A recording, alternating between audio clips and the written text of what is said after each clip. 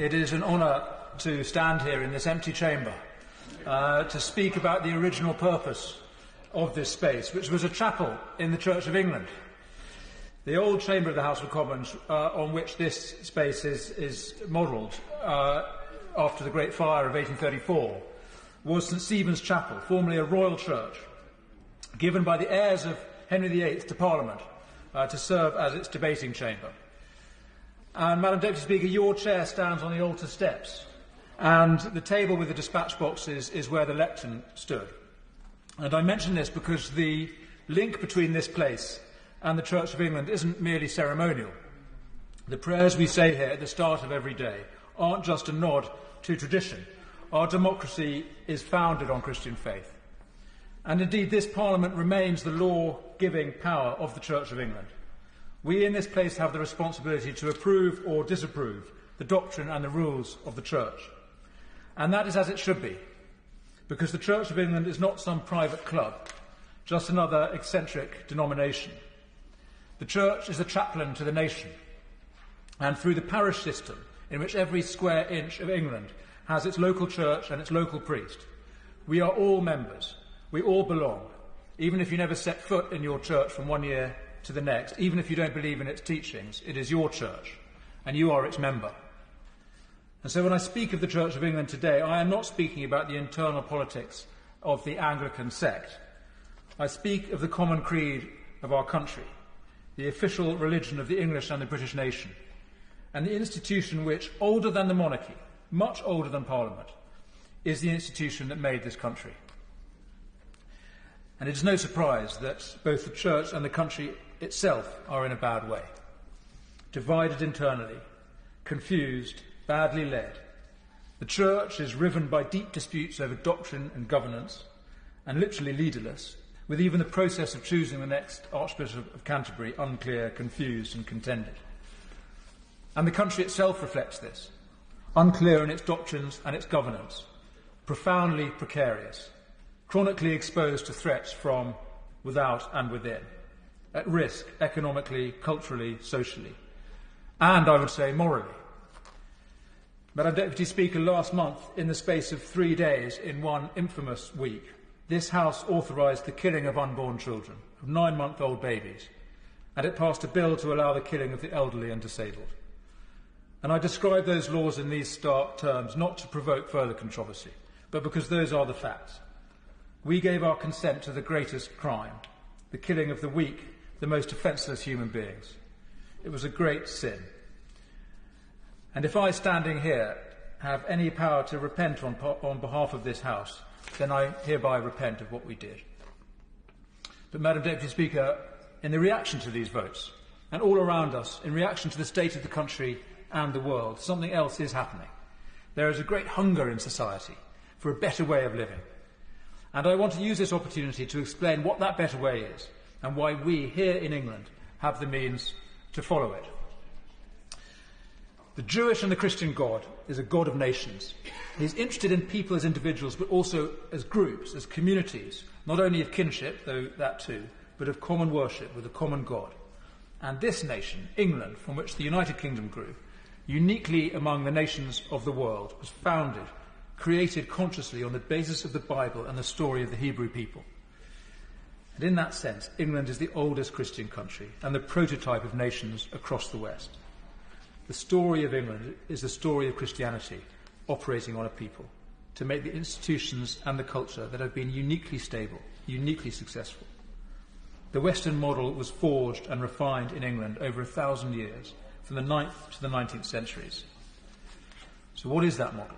It's simply this, that power should arrange itself for the benefit of all the people under it, and specifically for the poorest and weakest.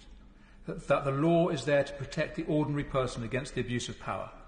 That every individual has equal dignity and freedom, including crucially the freedom of conscience, of religion and belief, making space for other religions under the Christian shield, a secular space, indeed itself a Christian concept, meaningful only in a Christian world. These are ideas that only make sense if you accept that we have some intrinsic value, a value that is given to us, not of our own making or invention. And so through all these long years, from the time of Alfred to the time of Victoria, it was assumed that a nation was a community of common worship and that our community, this country, worshipped the Christian God. Then in the 20th century, another idea arose, that it is possible for a country to be neutral about God, that the public space, the public square, was empty of any metaphysics, that the route to freedom lay through the desert of materialism and individual reason, no hell below us, above us only sky. And that idea was wrong, and the horrors of the 20th century attest to that, not least in the West, where we escaped totalitarianism but have suffered our own catastrophes of social breakdown, social injustice, loneliness and emptiness on a chronic scale. And now new threats, ugly and aggressive, are arising, because we have found that in the absence of the Christian God, we do not have pluralism and tolerance, everyone being nice to each other in a godless world.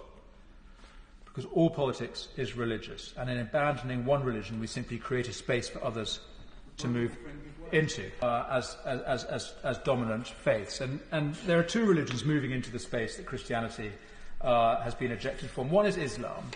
And in a debate yesterday, I said how much I find myself in agreement on moral and social matters with Muslim colleagues here in Parliament. But as I've been saying, this is a Christian country, if it is a country at all, and I cannot be indifferent about the extent of the growth of Islam here in recent decades. But it's the other religion that worries me even more, and this other religion is a hybrid of old and new ideas, and it doesn't have a proper name, and I don't think woke does justice to its seriousness. It is a combination of ancient paganism and Christian heresies and the cult of modernism, all mashed up into a deeply mistaken, deeply dangerous ideology of power, hostile to the essential objects of our affections and our loyalties, which are families, communities and nations. And explicitly, most passionately, it is hostile to Christianity as the wellspring of the West. And this religion, unlike Islam, must simply be destroyed, at least as a public doctrine.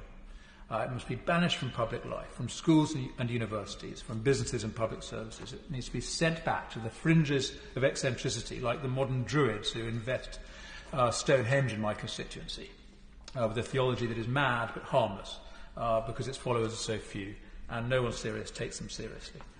Now, we can no longer pretend, as they did in the 20th century, that we can be neutral or indifferent about God, that the public square is a godless desert. The fact is that the strong gods are back, and we have to choose which God to worship. And I suggest we worship the God who came in the weakest form, Jesus Christ. This God is a jealous God. It's him or nothing. And we have to own our Christian story, or we have to repudiate it. And not to own it is to repudiate it. And to repudiate Christianity is not only to sever ourselves from our past, but it is to cut off the source of all the things that we value now and that we need in the future. Freedom, tolerance, individual dignity and human rights. Without the Christian God, in whose teaching these things have their source, these are inventions, mere non-existent aspirations.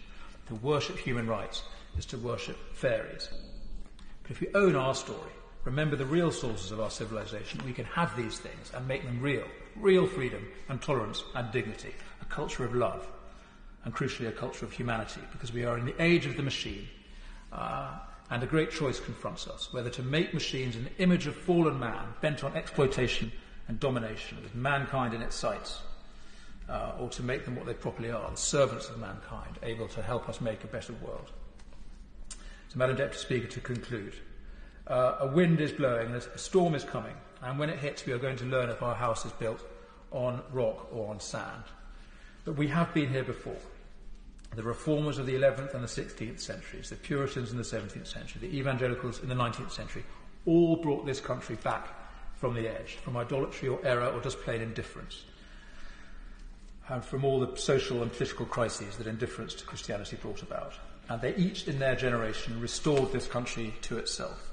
And a new restoration is needed now, a revival of the faith, a recovery of Christian politics, a refounding of this nation on the teaching that Alfred made the basis of the common law of England all those centuries ago.